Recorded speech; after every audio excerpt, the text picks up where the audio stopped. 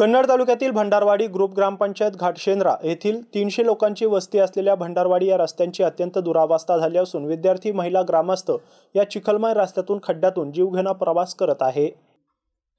हा रस्ता अंदाजे 3 किलोमीटरचा आहे। रस्त्यात साचलेल्या पाण्यामुळे खड्ड्यांचा अंदाज लागत नाही, तसेच अनेक छोटे मोठे अपघात होत आहेत। रस्त्याअभावी दवाखाना, शाळा, बाजार, दळणवळण, डिलिव्हरीचे पेशंट जाण्या येण्यासाठी, अंत्यविधीसाठी, बँकेतील व्यवहार करण्यासाठी या वस्तीतील नागरिकांना जीवघेणा प्रवास करावा लागत आहे। मात्र या रस्त्याकडे प्रशासन आणि राजकीय नेत्यांचे दुर्लक्ष होत असल्याचे मत येथील संतप्त नागरिक व्यक्त करत आहे। निवडणूक प्रसंगी आम्हाला अनेक आश्वासन दिले, मात्र आता त्यानंतर आमच्या समस्यांकडे कुणीही लक्ष द्यायला तयार नाही, अशा स्वरूपात संतप्त होऊन आक्रोश व्यक्त करत महिलांनी आपले मत व्यक्त केले। यावेळी सामाजिक कार्यकर्ते तातेराव भुजंग, ॲडव्होकेट शंकरराव वानखेडे, अमृता चौगुले, कृष्णा सहाने यांनी या रोडची पाहणी केली असता लोकप्रतिनिधी आणि अधिकारी यांच्या विरोधात रोष व्यक्त केलाय। या रस्त्याची दखल घेतली नाही तर आम्ही कायदेशीर मार्गाने जलसमाधी आंदोलन करू, असा इशारा देखील या प्रसंगी संतप्त महिलांनी दिलाय। शासनाने या रोडचे काम मंजूर केले असून ठेकेदाराने अद्याप या रोडचे काम सुरू केले नाही, त्यामुळे नागरिकांमध्ये संताप व्यक्त होत आहे।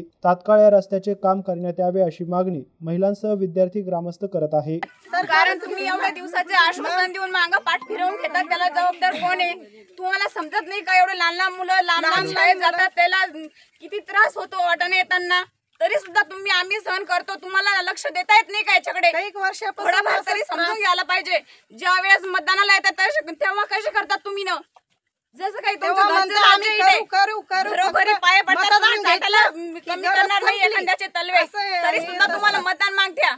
आणि असं तुम्हाला समजत नाही का? रस्ते दिसत नाही का? रस्त्याच्या वेळेस नाही येतात का इकडे? थोडं यायचं असेल तर वाडीपर्यंत या ना। तुमच्या गाड्या कसं काय तिकडे उभ्या करते तुम्ही न? लांब उभे करायचे असेल, तुम्हाला जर मतदान पाहिजे असेल तर वाडीवर याचं थेट आणि प्रत्येकाची अडचण जाणून घ्यायची, तवाच मतदानाला यायचं इथे, नाही तर अजिबात मतदानाला यायचं झालं अधिकार नाही आमच्यावर। शाळेत जात्या, तुम्हाला ते दिसत नाही का?